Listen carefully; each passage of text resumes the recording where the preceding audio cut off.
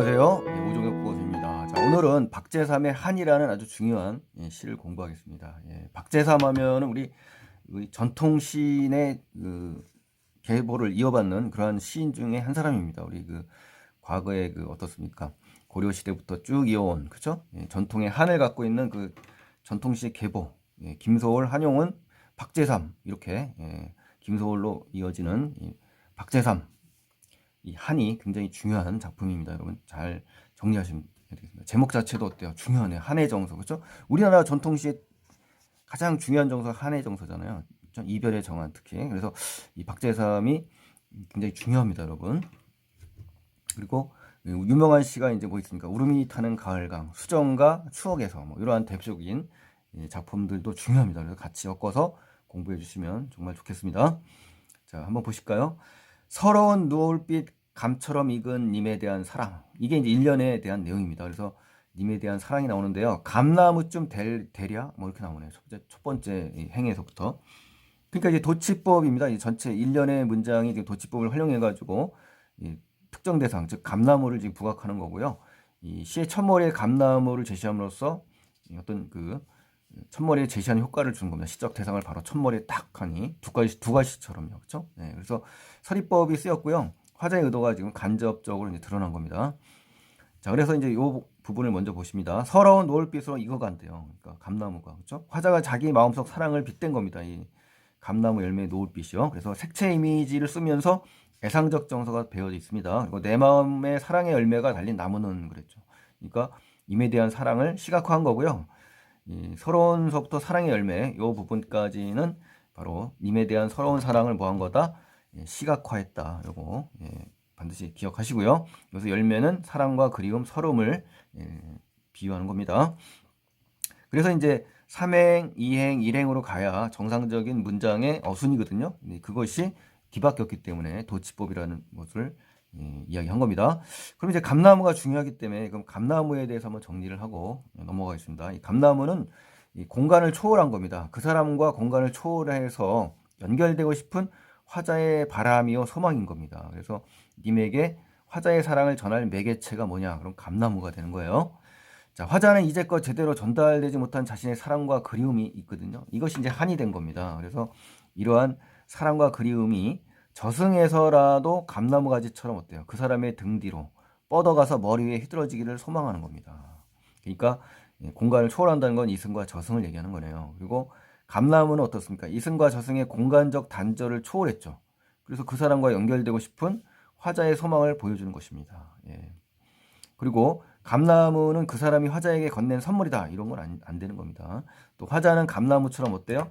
뻗어가서 그 사람 머리 위에 휘둘러주고 싶은 마음. 바로 이것이 이 사람의 화자의 소망입니다. 또 화자가 그 사람에게 기대하는 신뢰? 이거 신뢰는 아닙니다. 그리고 화자가 지향하는 바람직한 삶의 방향도 아니에요. 화자가 지향하는 바람직한 삶의 방향이라기보다는 그 사람을 간절히 그리는 화자의 마음이죠. 그러니까 이게 중요한 겁니다. 그 사람을 애타고 간절히 기다리는 화자의 그러한 울고든 마음, 이 하나밖에 없는 거예요. 그리운 마음. 그래서 감나무의 가지처럼 휘둘러져 그 사람과 함께 있고 싶은 거죠. 함께, 그렇죠? 죽어서도 함께 있고 싶은 마음.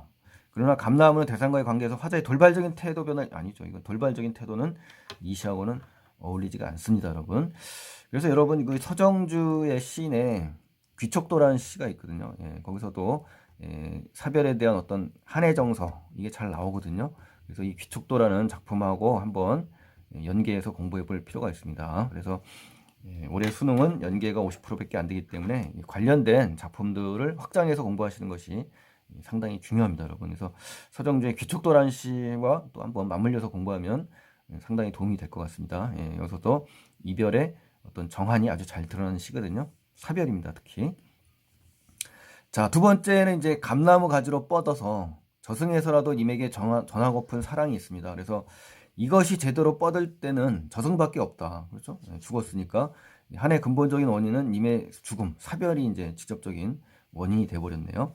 그것도 내 생각했던 사람의 등 뒤. 자, 등 뒤라는 것은 소극적인 태도죠. 그렇죠? 뻗어가서. 자, 내 생각하던이라는 것은요. 이 사람을 수식하는 관용어입니다. 그래서 대상에 대해서 화자가 지닌 뭡니까? 연모. 그렇죠? 사모하고 그리워하는 연모의 감정을 짐작할 수가 있고요. 그가 화자가 그리워하는 님이라는 사실을 우리가 확실하게 알 수가 있는 거죠. 그래서 서러운 사랑의 대상이 누구냐 그러면 바로 내가 생각하던 그 사람입니다. 자, 그 사람의 머리 위. 자, 머리 위라는 것은 내 마음의 지향점이죠. 이 사람의 그리움 때문에 머리 위에 닿고 싶다는 얘기입니다. 그래서 마지막으로 휘들어질까 본데 자신의 마음을 전달하고 싶은 애타고 간절한 마음이 지금 이 표현이 돼 있는 겁니다. 이 부분에서. 자, 이 표현이 아주 기가 막히네요. 아주 그 세련되고 아주 참신하고 그렇죠? 너무 시를 잘 썼다라는 느낌이 구구절절 느껴집니다. 지금. 자, 세 번째 오늘 보겠습니다. 자신의 사랑을 알아주기를 바라는 거예요, 임에게. 그래서 그 모르는 데서 느끼는 서러움까지 느낍니다. 그래서 이 부분에서는요, 식구의 반복이 많이 나오고 변주가 나옵니다. 그래서 의미를 강조합니다. 약간 변형이 되면서. 그러나, 자, 그러나라는 것이 시에 나온다 그러면 굉장히 중요한 겁니다. 시상이 전환되고 어조가 전환되는 부분이 바로 여기서부터예요. 그래서 그 사람이 접속을 통해서 어떻습니까? 마음을 전달하는 소망을 이루지 못한 화자의 심정이 나오는 겁니다. 이 마음을 전달하는 게 이 사람의 유일한 소망이요 바람인데 그걸 이루지 못한 것이 이 그러나에 의해서 담겨 있는 겁니다. 그 사람의 앞마당에 심고 싶었대요. 늦거운이라는 것은 마음이 북받쳐서 벅찬, 그렇죠? 그 사람의 앞마당에 떡하니 심었다면 너무나 벅찰 텐데 이 열매, 감나무 열매가 될는지는 모를 텐데 뭐 이런 얘기죠. 다시 말하면 앞말을 반복하는 거고요. 확신하지 못하는 화자의 심정을 강조하는 그런 효과가 있고 시상이 점점 어떻다? 심화되는 효과가 있습니다. 예. 그 열매 빛깔은 어떤 겁니까? 서러운 노을빛이죠. 예. 그것이 전생에, 그렇죠? 전생에 내 모든 서름이 된다는 겁니다. 그 온통 소망이 된다. 그러니까 이제 전자라는 어떻습니까? 이 음절이 굉장히 반복이 됐잖아요. 그래서 음절의 반복이라고도 볼 수 있고 리듬을 주지 않습니까? 전이 반복되면서 생전에 말하지 못한 사랑의 서름이 되는 겁니다. 그래서 이 전이라는 단어가 반복되면서 생전에 말하지 못한 사랑의 서름을 지금 제시하는 거예요. 그래서 살아생전에 사랑한다는 말을 했었어야 될 것을 이런 걸 뭐라고 합니까? 우리 회한이라고 합니다. 아주 중요합니다. 회한. 그러니까 회한의 정서. 이게 바로 아까 선생님이 얘기했던 서정주의 귀촉도에 나오는 그러한 그 표현. 그렇죠? 예. 이 그분에서도 이제 이 정서가 통한다는 겁니다. 귀촉도에서도 이 회한의 정서가 아주 잘 드러나거든요. 예. 그럴 때 비교해서 잘 정리하세요. 그 내 전이라고 할 때 이 전이라는 건요. B는 이제 B라고 하는데 내 서름을 수식하는 관용어입니다. 이 서름. 그렇죠? 그 대상으로 인해 갖게 된 한스러움이 화자의 삶에서 얼마나 큰 비중을 차지하는지 짐작하게 되는 겁니다. 아셨죠? 예. 그래서 화자는 저승에서 이미 머리 위로 휘들어진 감나무 열매의 빛깔을 보고 그것이 자신의 모든 서름과 소망이 있는 것을 알아채거나 할지 모르겠다고 이제 말하는 거고요. 예. 이 열매의 빛깔이 내 전 서름이고 온통 서름이고 소망이라는 말은 님을 향한 한스러운 사랑이 담긴 거고 간절한 그리움이 담긴 겁니다. 그래서 화자의 삶에서 이 절대적인 가치를 갖고 있는 거예요. 그리고 화자의 삶에 큰 비중을 차지하는 것인지 알게 하는 이 단어들이라는 겁니다. 그래서 상당히 중요합니다. 그래서 이 부분이 시험에 출제될 확률이 너무 높네요. 그래서 반드시 나올 확률이 높으니까 정확하게 정리를 해주시고요. 귀척도에 이제 메투리라고 나옵니다. 이 메투리가 이제 집신이거든요. 자기의 머리카락을 잘라서 한 올 한 올 이 메투리를 삼아서 죽을 걸 주지 못하고 이제 죽었다라는 그 회한의 정서가 담겨 있거든요. 그러니까 그러한 정서를 연계해서 공부하면 좋겠습니다. 꼭 귀척도가 아니더라도요. 자, 알아내기는 알아낼지는 몰라. 뭐 이렇게 얘기하죠. 님이 화자의 서러운 사랑을 알아줄 것을 확신할 수 없다는, 그렇죠? 회의적인 인식입니다. 회의적. 의심을 품는 거예요. 안타까워하는 그런 정서를 우리가 알 수가 있습니다. 영탄법을 써서요. 아니, 그 사람도 이 세상을. 자, 부정부사어가 나오면서 어때요? 그 사람도 나의 서름에 공감할 가능성을 기대하는 겁니다. 이 도. 그렇죠? 보조사 도를 통해서 알 수가 있는 거죠. 서름으로 살았던지 어쨌던지. 그렇죠? 회상시제 선어말 어미가 나왔죠.